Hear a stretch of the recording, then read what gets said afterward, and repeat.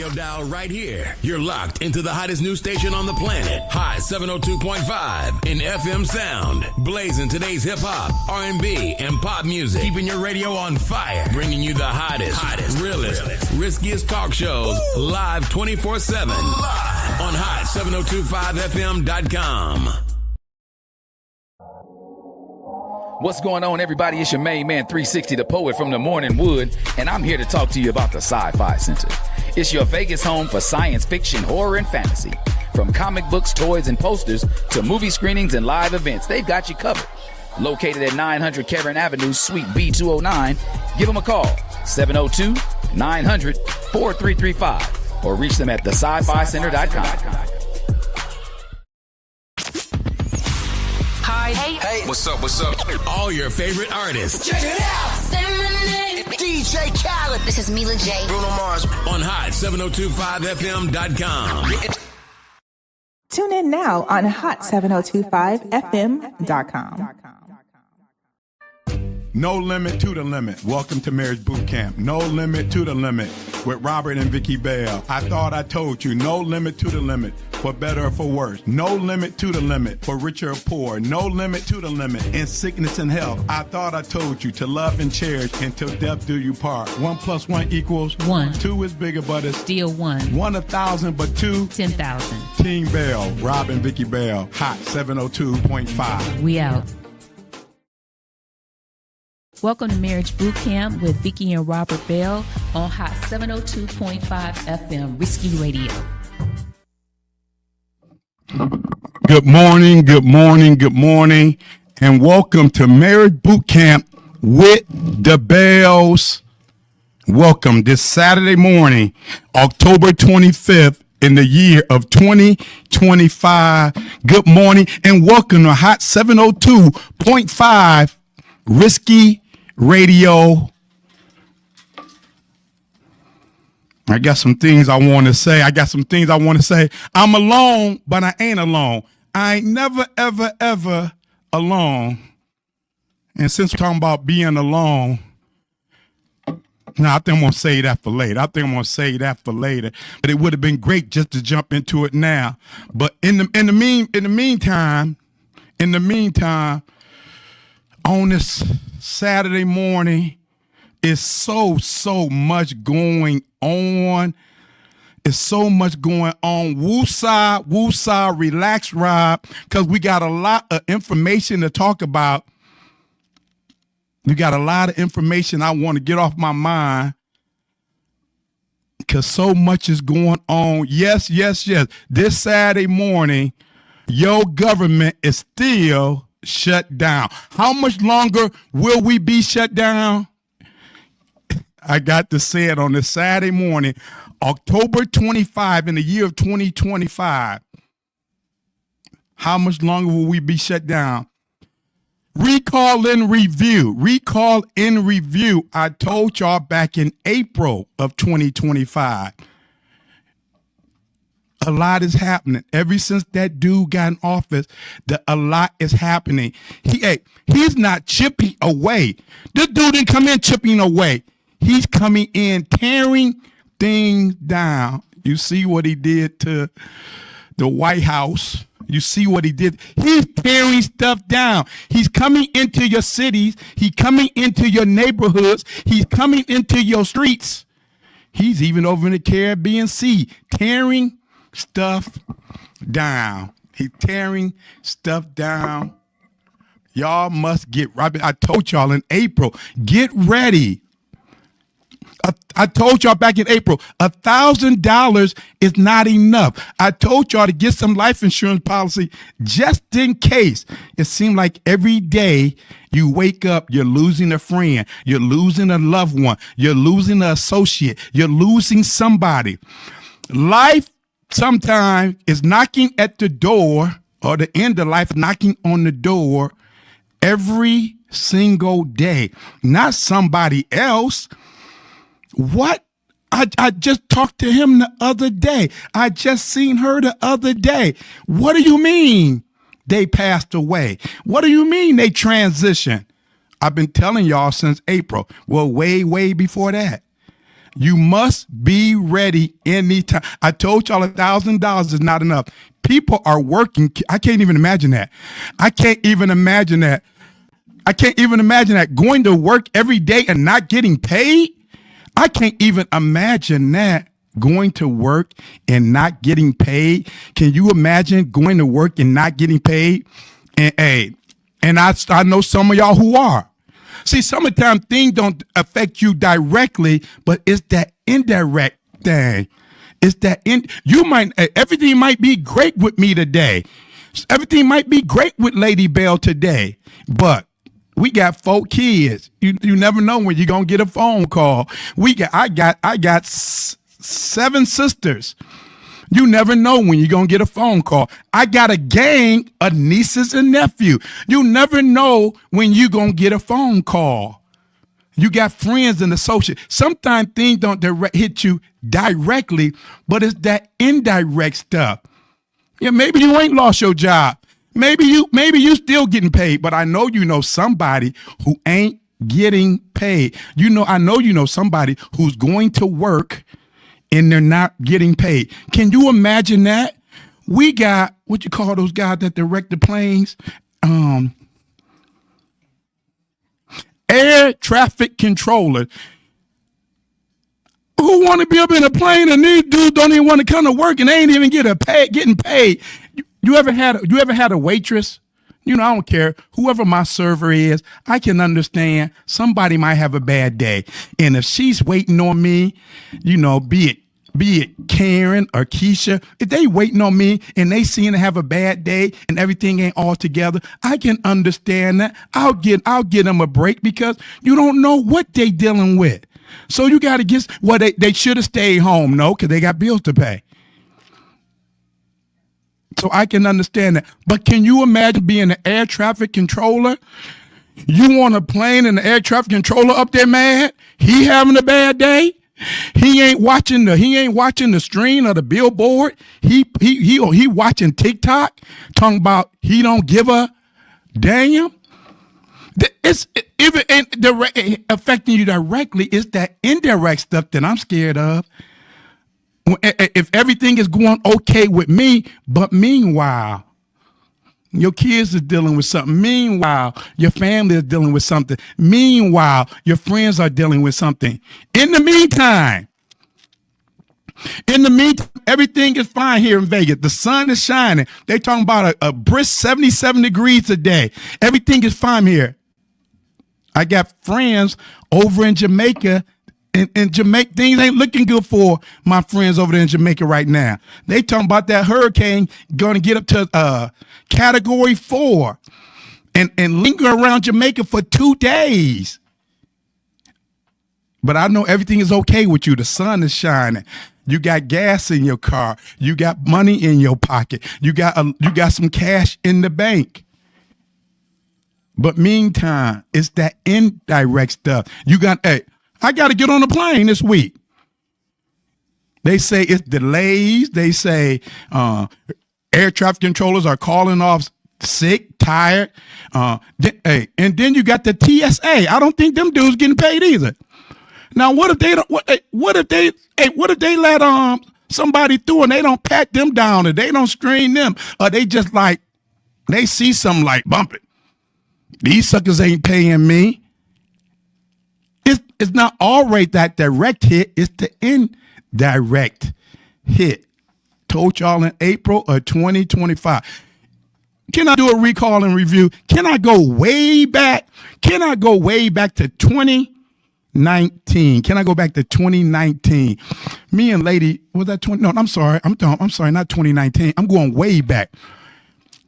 Because, even when the pandemic happened, we didn't expect that. But let me go back to, I'm sorry, in the words of Prince, 1999. Lady Bell, if you can hear me, remember 1999 and the year 2000 was coming in? Wow, that's 25 years ago. Is that unbelievable how everybody was concerned when 1999 was coming in? Are the computers going to shut down? Are planes going to fall out the sky? Is all the networks just going to go black? Are all the grids going to go down?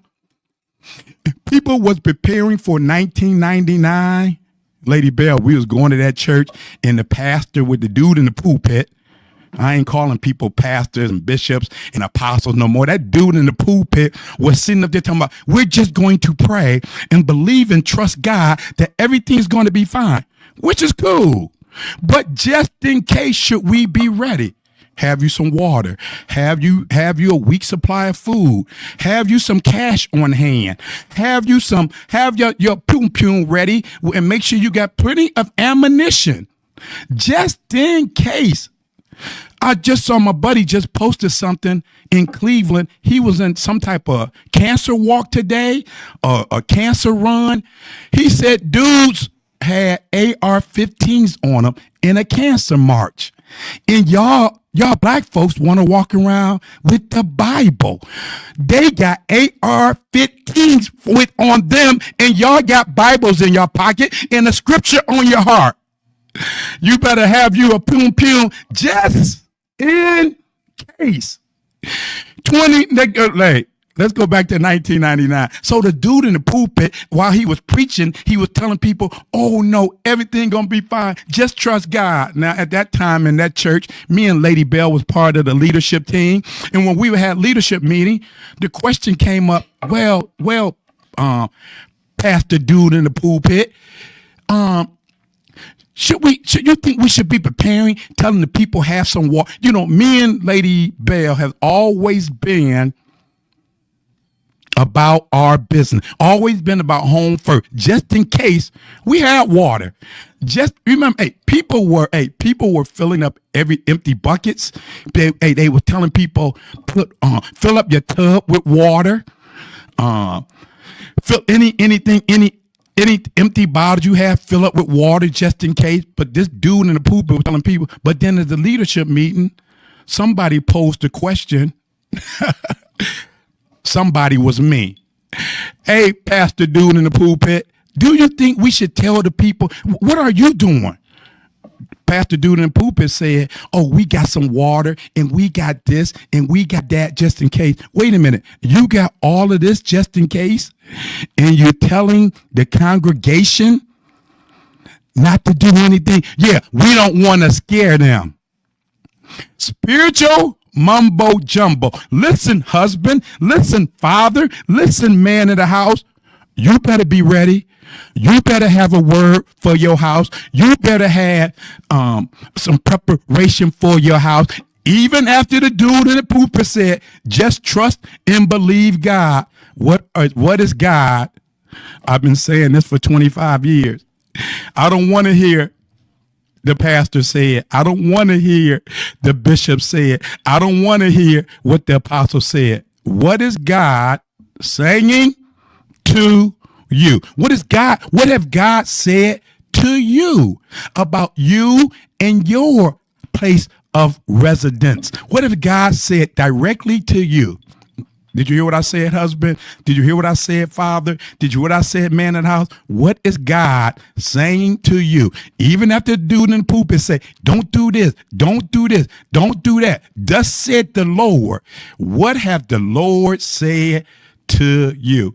Recall and review. Remember a couple weeks ago, I talked about how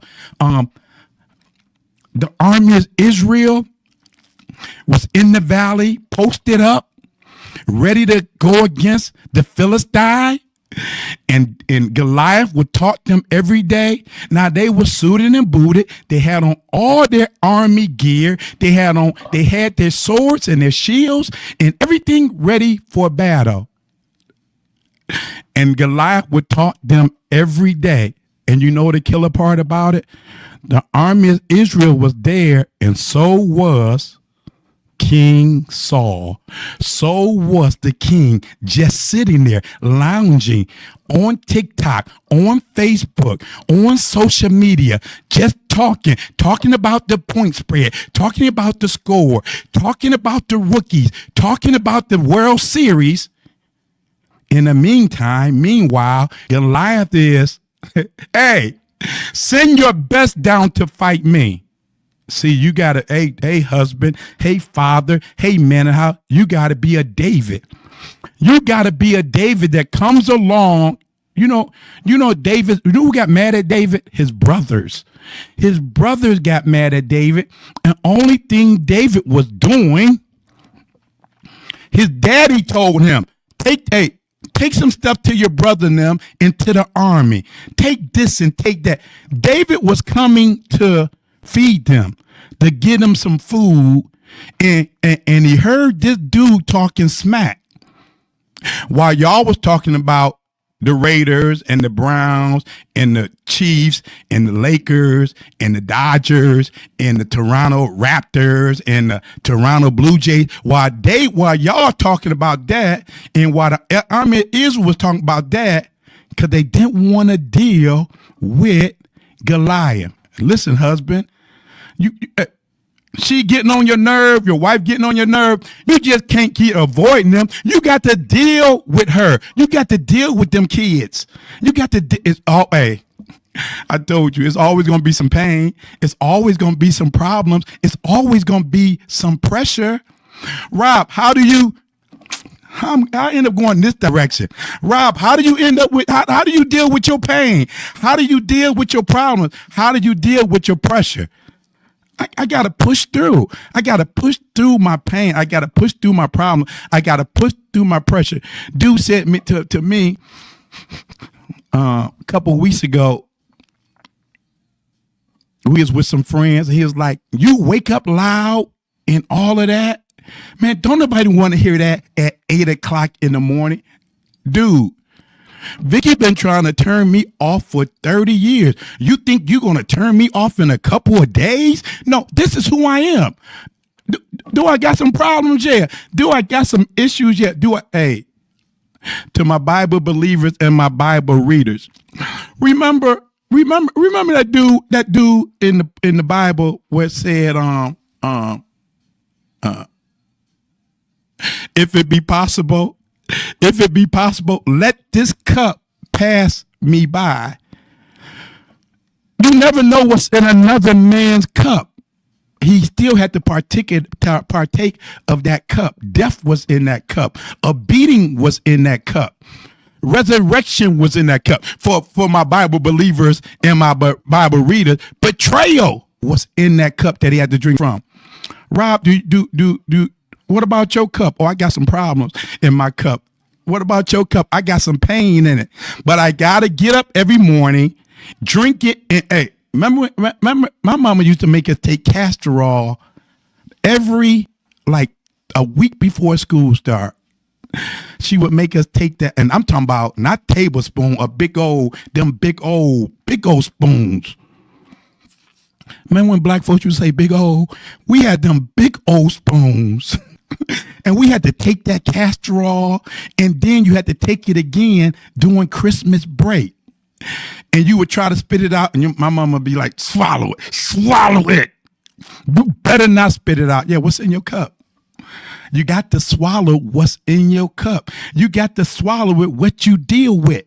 Hey, I don't know how I got there, but anytime I go left, directly or indirectly, somebody need to hear that, because somebody woke up with some pain in their cup this morning. Somebody woke up with some pressure in their cup this morning. Somebody woke up with some problem in their cup this morning, and I don't want to swallow it. I don't want to swallow it. Go on and swallow it. Go on and swallow it. You know, after you swallow it, it's going to feel nasty in your stomach for a minute. That doggone castor oil is going, and what's that other nasty black stuff? Draw that. What was that real black stuff in the big black jar with the yellow label? Something else she used to make us tell. Oh my God. I hate it. Father John. Huh? Was it Father John? Something that was nasty that we had to take. But what time is it? Can I get a time check, please? I can't hear you. Okay, 30 minutes. Okay. So we are talking about, so the dude in the pulpit told the congregation not to worry about 2000. Hey, and thank God nothing went down in the year 2019, you know us who grew up in the late 70s, early 80s when Prince came out with that song 1999. 1999 seemed like a long way away back then. And then when it came, it's like, okay. And I think one part of the song is saying sudden destruction and all that. We got scared. But lo and behold, nothing happened in 1999. But then 2019, 20 years later, it's a song that says 20 years later. Oh, that's a love song though. And here we are 20 years later. And then we had no idea COVID was going to hit. No idea, no inclination. And a lot of us wasn't ready. Can I go back? Can I go back to 1999 before I jump up to 2019? Remember, it was another dude, and I used to have so much respect and so much love for this dude. And for years, he told us to get ready, get ready, get ready. But then, now when you really think about it, all that time he was saying, get ready, get ready, get ready. Get ready for what? And I think, what word can I use? I need Lady Bell. I want to use a big word. I want to make sure I'm using the right context. I think subliminally, get ready, get ready. We were getting ready for heaven. We're getting ready for the pearly gates. We're getting ready for the streets of gold. We're getting ready for our own mansion. We is getting ready for angels singing all day. Get ready, get ready, get ready. So me personally, I took get ready like live right. This little light of mine, I'm going to let it shine. Get ready. He's going to return. Get ready. And the wine is also told us, will you be ready? So you have to get ready and will you be ready? My goodness, the stress that was on Christians back then. Now you got, now I'm hanging out with Puff because I got a witness to him, and I might get caught up in some stuff. But in the meantime, in between time, then 20 years later, 2019, we walk into blindsided by 2020. You know, we couldn't wait. Lady Bell, remember when we would talk to people and, people would say, I can't wait till this year's over. 2015 been a rough year for me. I can't wait till it get over. Let me tell you, I don't care if it's 2015 going into 2016, 2016 going into 2017, 2016 going into 2017, we are dealing with some health issues. So me and Lady Bell going into 2017 went on a 90-day regimen. We read the 90-day Bible. And we used to do that every year, read the 90-day Bible. We read the 90-day Bible. I think she reread The Prayers of a Praying Woman or something like that. I read Tony Evans' book, The Kingdom Man or something like that. Then we got up, we was going to work out for 90 straight days. So from January 1st to April 1st, I worked out 90 straight days. I lost 48 pounds. I think Lady Bell did 72 days out of 90 days. She lost 20 something pounds. The doctor said all the numbers are looking good, this and that. And for the whole year 2017, I don't know. We like I said, because the doctor gave us a report. We made some physical changes, some spiritual changes in our diet, in our workout plan, and all that. And then I think in 2017, I said, Lady Bell, we're not spending no money. You don't need another pair of shoes. I don't need another pair of shoes. You don't need another purse. I don't need another. We're not spending. If it's not a bill or anything of necessity, we probably gonna go out maybe once, twice a month, to dinner or something like that. And if we do go out, we gonna limit our spending to this for the whole year 2017. I mean, we literally didn't spend we didn't waste any money. Let me put it that way, because we be wasting money. And I'm going to get back to that wasting money. We didn't waste any money in 2017. Boom, 2018 came. 2019. Oh, the point I was making about going into next year, why do it seem like every time we get in the year, we can't wait to get out of it? We can't wait to get out of it. And I tell people all the time, if going from 2015 15 to 16, 16 to 17, 17 to 18. If you ain't doing anything different, it ain't nothing. January 1st ain't nothing but another day. Every day is a new year. October 25th, 2025 is a year from October 25th, 2026. So every day really is a new year. But if you set your goal and your I don't know how to say that big word. Admonitions, I say that ain't the right word. If you set your goal and all your, I told you I need Lady Bell. That I can't be alone because all I got, I think she got a master, a double master, or something else. I don't know. And I got a PhD. But some of the smartest people with some of the dumbest people. Some of the smartest people, some of the dumbest people. But hey, I get through with my PhD.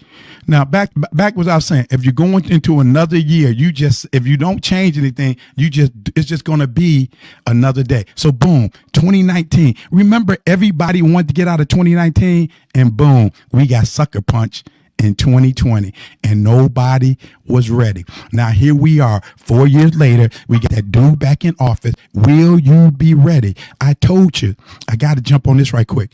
Your church, if you're going to a church, if you're going to a place of worship, and I don't care if you is a member in good standing, and they pull out your offering report and see if you've been paying tithes and offering. Every church.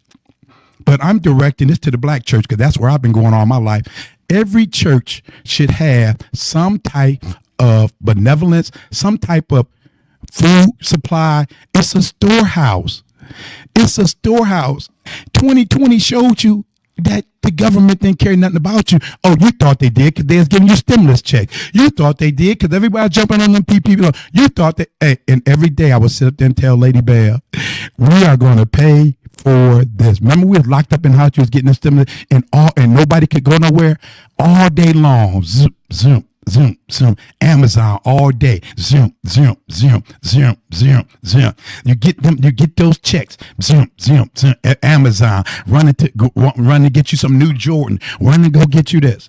And I would tell Lady Bell, they giving out all this money. We gonna pay for this. And Jeff Bezos' wealth. Look it up. Jeff Bezos, Mark Zuckerberg, Elon Musk, the 5 richest guys in America, wealth have went up. All them dudes' wealth, let's just say they was all worth over $200 million now. 5-6 years ago, they was like in the low 100 million, billions would it be. Now those dudes are worth over $100 billion. $100 billion more than it was 5-6 years ago. And we got to get ready and be ready. I know you look at the news. If you look at CNBC, they'll tell you the market is going up. In 1929, the stock market went up. I think it was 48 consecutive days before the crash. Don't get caught with the bait and switch. Most of us ain't got nothing that really gonna change our life in the stock market. And we looking at the stock market, the market went up, and you ain't got nothing in there but your 401k. My 401k is booming. Yeah, but if you're 40, you can't touch that for another 20 some years.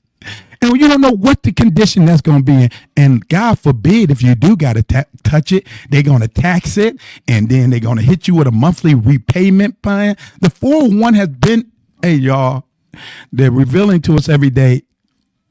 Everything is a scam. It's almost like everything is a scam. Hey, try to tap into your 401k. And then when you are ready to retire, and you be like, man, that's all I got. But you see the government, and you see now the government is shut down. Them dudes don't care nothing about federal workers not getting paid. Them dudes don't care nothing about they're cutting off SNAP. That's where the church come in at. That's where the community come in at. The church is a community. It's a network. It's a family. See, the real church was people just gathering at houses where 2 or 3 are gathered. And remember back in the days when you could go across the street and get a cup of sugar? Remember back in the days when you can go across the street to your neighbor and get a couple of eggs? That's the type of neighborhood I grew up in. We was all family. We was a community. My mama and grandmama and them, we had a garden. Our friends have garden. You didn't go to the grocery store. Our neighbors came down and went to the garden and got what they wanted. We went to other neighbors' gardens and got what we wanted. And the church ain't got nothing for you. You've been paying tithes and offering. It's unbelievable. That dude in the pulpit is asking members to give $2,000 at a time like this. You're really asking members to give $2,000 because people are going to believe the hype. Well, if you give it to you, God will bless you.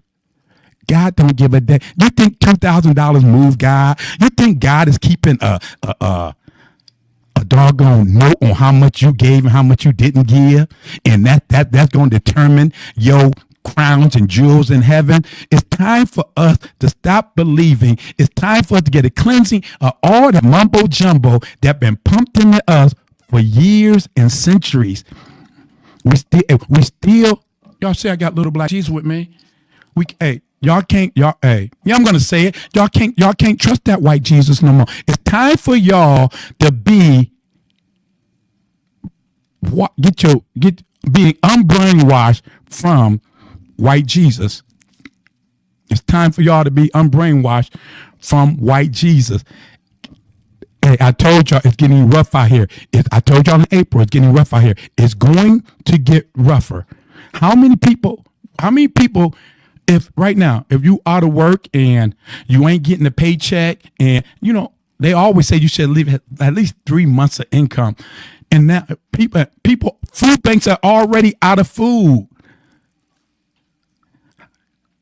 People refrigerated. I never understood that. People refrigerated empty. It's over 350 food banks in Vegas. And they're crowded now. Me and Lady Bell been volunteering at food banks for 30 years. And I ain't never seen lines like I seen them. I mean, we got pandemic lines right now. We got pandemic lines, and the food they giving out is, the stuff they giving out. You can see the disappointment in people's face when they come in. They're like, "This is it. This is it." I've been saying you better know who you with. You better know who's on your team. You better know who on your side. Hey, you better like the person that you living with. You better like the person that you waking up with, because listen, husband, listen, father, listen, man in the house.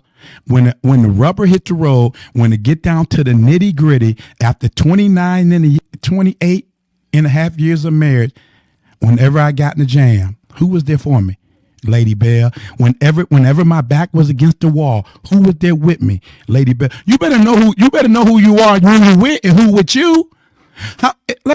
If you really take a poll right now, how many friends can you call and say, "I need $100"? I didn't say borrow. I need $100. How many would freely say, "Here you go, don't worry about it"? No, y'all was just sitting last week. Don't worry about that. I need $100. Wasn't you just on the island somewhere? Didn't I just see you over there? Didn't y'all just buy a new car? Didn't y'all just have your house redone? I don't worry about that. Stuff happens. I need $100. How many friends can you call today and say, "I just need $100"? $100. We got to stop. Like I said, 2017, me and Lady Bell we didn't waste any, whatever you call disposable cash. And the economy is still booming, still grinding. We was out last night. It's like, and CNBC, they had the guy on there from, I think Capital Bank, Chase Bank CEO. And he said, well, we're looking at the numbers. People are still spending money. You know why we're still spending money? Because of pain, problems, and pressure. We're trying to get away from the pain. So come on, girl, let's go to eat. We're trying to get away from the problems. Come on, girl, let's go jet set. It's only temporary. And trust me, I say it all the time. Nobody's going to have a better time, a greater time, a gooder time than the Bells. We going to jet set. We going to dance. We going to toast it up. We going to pray. We going to read the word. We going to work out a little bit. But in the meantime, I got to make sure my house is in order as best as possible. as possible. And I say in order, it ain't going to be perfect. It ain't never going to be perfect. But you got to have your house after you done. You know, one thing about going on vacation, I tell people all the time, vacation is a great escape. And when you land wherever you go on, in them 3 or 4 days, that week when you go on, but like a day or two before you come back home, you can feel reality coming back on your mind. You can feel reality stirring back up in your stomach. I got to go back home to this. I got to go back home to that. Go have a good time, but always home first. If you're going to a church and the pastor say, get $2,000 and God bless you, all that stuff is mumbo jumbo. Money come to me now, mumbo jumbo. Give and it shall be given, pressed down, running up and running over. How many people you know, we've been going to church for 30 years. How many people you know that's got money running over? If you know 10 people that got money running over, call them and say you need $100. Hey, Mike, I need $100. No questions asked. Hey, Mike, I need $100.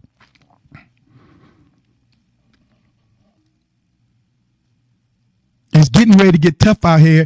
And if you ain't got your house in order, I told you my dudes in Cleveland said they went on a cancer walk and dudes are walking with AR-15. Now, I'm just going to use my imagination. I'm pretty sure them dudes wasn't of my complexion. I'm pretty sure they wasn't of my complexion. And y'all and Pastor dude in the pulpit having y'all having prayer meetings and laying on your face and all of that. It's spiritual. Why do black folks love Jesus? Why do black folks love Jesus so much? Why do we love Jesus so much? Over 400 years in this place, and we love Jesus so much. Why do we love and trust them so much? And I tell people all the time, some people go to church because they just ain't got nothing else to do. Come on, let's go to church. Ain't got nothing else to do. Go to church and go home, and that's it. Go to church and go home, and that's it. And dying. How much time I got left? Because I got to get into this. I got 20 minutes left? 15 minutes. Okay. Hey, can we talk about, I said earlier about, I'm back in the building. Lady Bell ain't with me, but she is with me because I ain't never alone. We talked about, I talked about you better know who you with. It's getting ready to get tight out here. It's getting ready to get tough out here. You better know who you with. And are they on your team or when things get tight, will they take flight? You better know who on your team. You know, after your victory and you dancing, I'm going to bring out that dude David again, and you dancing in the street, you don't dance out your clothes. You don't dance out your clothes. David, Saul 1,000, David 10,000. Do you got a Micah up there in the window talking about, look at him? Look at him. Do you got a Micah? Remember, that was part of David's reward. When he talking about whoever takes down Goliath, you get this, and you get my daughter. And you get my daughter. And David, in his moment of victory, Saul 1,000, David 10,000. David danced out of his clothes. I told y'all, don't stop dancing. Whatever you're doing, you better have you a one-step, dude. You better have you a two-step. But you better make sure you ain't with Micah up there talking about, look at him. Look at him. Hey, you know when Micah was talking about, look at him? See, at one point, David was going to war to feed him. And then at another point, David, when his butt should have been at war, he wasn't at war. And then it was a woman that was naked washing. See, at one point in time, David was at the right place at the right time. In another place, at another time, he was at the wrong place at the wrong time. See how quick life will jack you up? Do you see? At one point, David went to war with no intention on fighting and ended up with a great victory. At another point in David's life, Here he is on the rooftop where he should have been at war. And a naked woman caught his attention and changed his whole life. Now, maybe he stayed home because Micah was tripping. Well, I can't go out there because she going to be tripping. Oh, David, every time you go to war and have a victory, you come home dancing and shout. Well, woman, I'm just going to stay home. And then he mosey out there on that balcony, and lo and behold, you better know who you with. I want to bring that up, who you with, because, now y'all got to remember, I'm old. I'm going to be 62. I'm going to be 62 years old come January 23rd. This dude's going to be 62 years old. So, I'm looking at it from an old man's perspective. I think 62 is an older man perspective. I love LeBron James. I got a great deal of respect for LeBron James. And if my person can play that audio for me right quick, what LeBron James said earlier this week about not being alone. You got that booted up for me, please?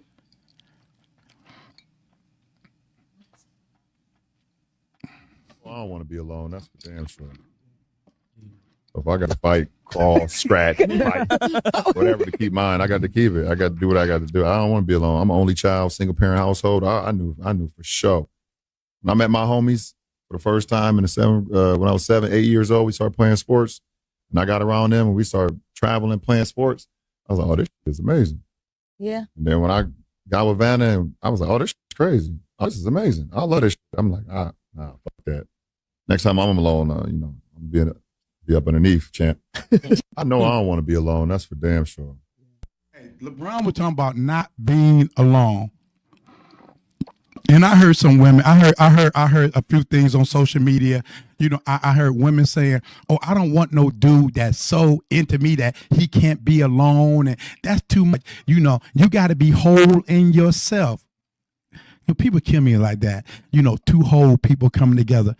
Can you show me a whole person?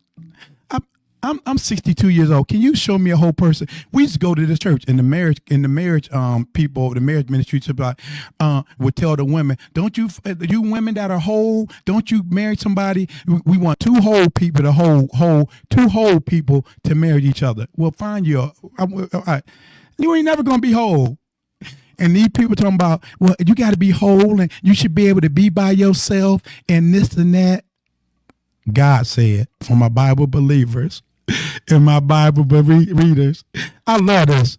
God said it's not good for man to be alone. LeBron said he was the only child at 7, 8 years old. When he met his homies, he had a community. He had a network. He had brothers. Hey, I grew up in a house of 9 of us. So I always had community. I always had love. I always had shelter. I always had protection. I was number 8 of 9. 7 sisters. And now since I look back at life, it's getting dusty in here. I basically had 8 mamas. I had 8 mamas that raised. Well, 9 mamas include my grandmama. I had 9 women looking out for me, loving on me, protecting me. And you think now, at 62, I'm going to be alone? And then you heard these people talking about, you heard these mainly women, I want me a man that can be on his own. And then when he is on his own, he run out with his boy. Well, why you get married? You run the streets. You can't stay at home with me. Do you want me at home, Micah? Do you want me at home or or in the streets? Which somebody said a few minutes ago, women are so, what did you say, young lady? What did you say about women? It's so crazy. It's something so complex in this. And they are, hey, but LeBron, hey, see, when Mays was saying, while I'm alone, Frankie Beverly said, I don't like it. Frankie Beverly said, I can't stand it. Look that song up, While I'm Alone. He said, I don't like it. He said, I can't stand it. I can't stand being alone. Luther said, where them lyrics at? Luther said, a house is not a home. A chair is still a chair, but a house, until when I climb the stairs and you standing there, he said, promise that you'll still be there. Otherwise, Luther said, I don't want to be alone. I know I got this big old house with the chair is there, the couch is there. I got my man cave. I got this. I got everything going for me. But he said, promise me that you still be there. A house is still a house. I mean, a chair is still a chair. A room is still a room, but a house is not a home. When I climb the stairs and turn the key, promise me, Lady Bell, that you'll still be there. Promise me that you ain't going away. Hey, Lady Bell, our go-to song back in the day. Mary J. Blige and Method Man said, "You're all I need." Method Man and Mary J. Blige said, "You're all I need to get by." Remember when we danced to that all the time? You're all I need. I can't sing, but girl, I'm like LeBron James. I don't want to be alone. I can't stand being alone. I don't care what a man don't did or what he ain't did. You know, sometimes we can do some of the stupidest things. We can have a queen at home and we can go out to the streets and do some stupid stuff. But I still don't want to be alone. I still, when I climb the stairs, I still need for you to be there. I still need for you to be there. Even in this thing, I don't want to be alone. You're gonna be married for someone. Y'all gonna have to learn how to love and forgive. Y'all gonna have to learn how to love and forget. Y'all gonna have to learn how to love and fight. Y'all gonna have to know. Y'all gonna have to learn how to be better and for worse, for richer and for poor, in the sickness and health. And Lady Bell, when you get back, I want to talk. We've been saying we're gonna talk about in vows. I think one thing needs to be changed in vows, because the conversation we had last night, and the young lady said, "I stayed all these years because I wanted to do better than the rest of my family did, that I could make it." And I think sometimes people stay married because of the one vow. They say, "Until death do you part." I think sometimes death is our love had come to an end. Sometimes death might be our time has come to an end. We being two divorcees. Now, since I look back at my first marriage, I probably needed that so I could. My first marriage made me a better man. My first marriage made me a better husband. My first marriage, I got all my, I ain't gonna say all, I got most of my stupidity out of me. I got all of my dumbness out of me. I got all, I learned and I grew up. I was nothing but a kid. But I cannot be alone. Shout out to LeBron James for saying, "Hey, I don't want to be alone. Until they bury me, Lady Bell, I don't like it. I can't stand it, being all alone." Where they do that at, it's not good. The Bible said, listen, ladies, because it kills me hear women say, "Oh, I don't need no man. I don't need no man." But then you cried about my father wasn't in my life. "I don't need no man. I don't need no man." But you loving your son like he is a husband. "I don't need no man. I don't need no man." But you run the pastor every Sunday. You don't need a man, but you run the pastor every Sunday. The Bible says it's not good for man. Ladies, black women, y'all fall under that. It's not good for man to be alone. Team Bell, 1 + 1 will always be 1. I can't be alone. 2 is bigger, but it's still 1. Who wants to be alone? 1 1,000? Yeah. 1 1,000, but 2? Who wants to be alone?